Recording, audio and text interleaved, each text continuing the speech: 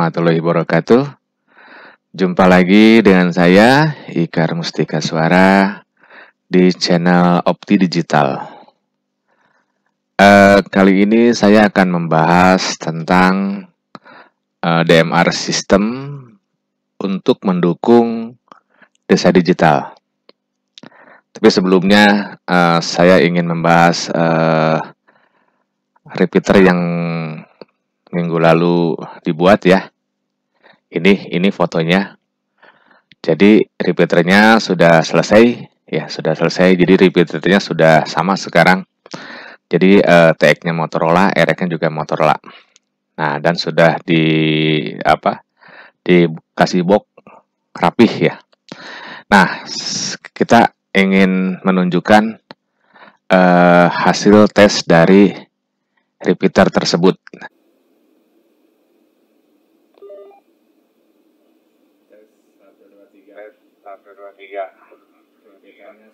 Repeaternya sudah selesai.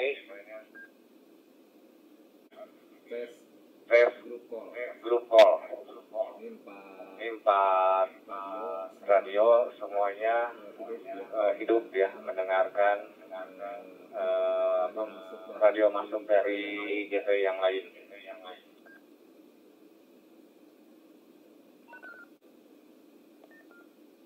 Tes 1 2 3. Nah ini private call. Jadi yang hidup cuma satu radio ya. Yang tiga radio itu tidak mendengarkan.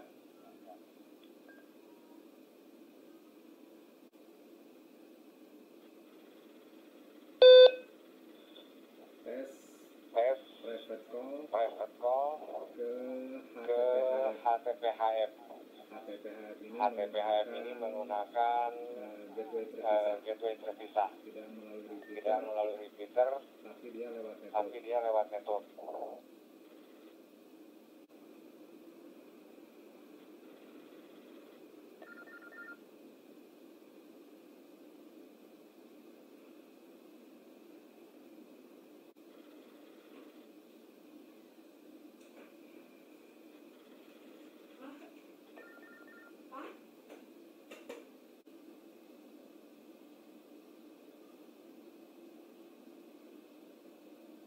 Private SMS masuk, kita baca.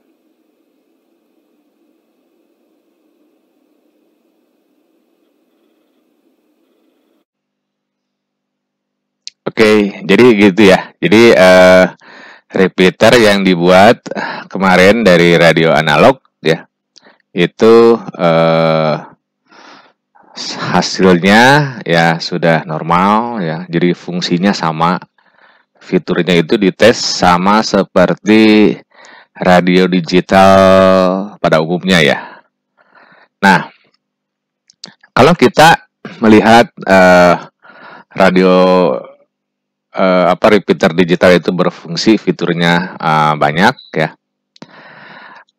Jadi ada voice call group, private call group, SMS, GPS, IoT dan lain-lain. Nah, jadi dengan fitur seperti itu, maka DMR system itu dapat mendukung untuk kebutuhan desa digital.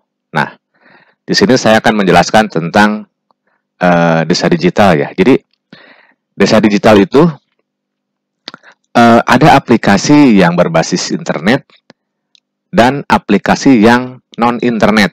Nah, ini seperti ini. Di sebelah kiri itu biasanya desa digital itu kebutuhannya itu pertama adalah dia punya akses internet ya, dia punya FO lah, IndiHome apapun lah gitu ya. Nah, dia itu pasti butuh database server dan web server atau apa saja lah. Jadi ada database, ada server aplikasi ya. Nah, mungkin server aplikasi itu buat web ya. Buat web, server-server IoT, server sosial media, server-server untuk forum, untuk pokoknya aplikasi-aplikasi yang berbasis internet. Tentunya dia bisa diakses dari smartphone ya. Nah, terus di tempat desa digital atau di di pusatnya gitu ya, itu ada dipasang command center. Command center itu adalah dashboard ya. Misalkan ada dashboard buat web ya, melihat web, dashboard buat melihat IoT atau media sosial dan lain-lain lah. Jadi misalkan IoT tentang apa nanti ditampilkan di command center. Nah, selanjutnya ada aplikasi yang non-internet. Nah, non-internet ini salah satunya adalah DMR system, radio repeater gitu, repeater digital ya. Jadi repeater digital itu bisa disambungkan ke database. Jadi data-data yang keluar dari repeater digital itu bisa di map ya ke database server. Jadi kalau sudah jadi data, jadi SQL, ya itu bisa dibuat apapun ya. Nah, jadi untuk aplikasi non-internet ini tentunya adalah radio ya, ada radio. Radio ini nanti aplikasinya adalah voice call group, private call, terus SMS ya, SMS. Terus ada GPS ya, GPS map, IoT radio dan lain-lain. Nah, ini nanti IoT-nya disambungkan ke sensor IoT ya, seperti ini melalui radio modem. Oke. Nah, jadi kurang lebih seperti ini. Jadi dari tower ya, radio DMR, repeater DMR itu nanti selain dipergunakan untuk koordinasi ya, bicara secara grup untuk masyarakat desa ya, ataupun untuk tim-tim yang lainnya lah ya. Nah, dapat juga dipergunakan untuk komunikasi sensor. Misalkan di sini ada sensor penyiram kebun. Nah, sensor ini bisa dikendalikan ya, dinyalakan, dimatikan dari dashboard tadi, dari dashboardnya. Nah, jadi bisa dibuat skenario-nya dia bisa nyala atau mati setiap jam berapa, itu bisa diprogram.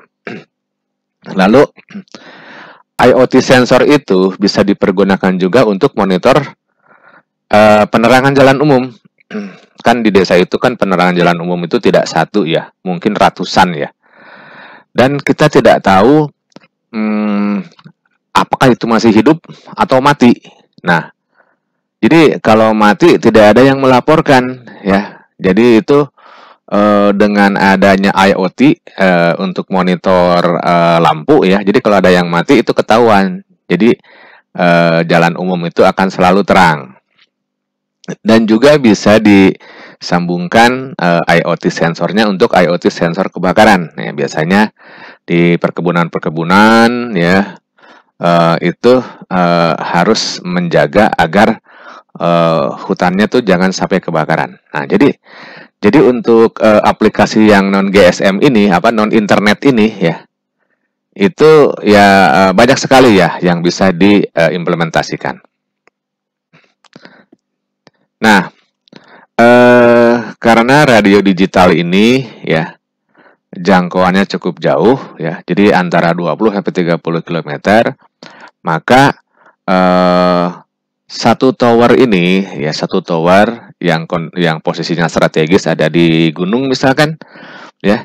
Nah, itu bisa menghandle ya untuk banyak desa. Jadi tidak perlu dibangun satu desa satu tower repeater gitu kan. Jadi ini bisa lebih efisien ya, bisa lebih murah ya.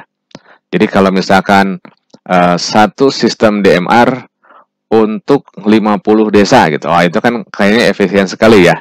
Karena walaupun satu tower itu grupnya bisa terpisah, karena ya dalam digital itu grup bukan frekuensi, grup itu adalah ID. Jadi walaupun frekuensinya sama tapi ID-nya berbeda ya.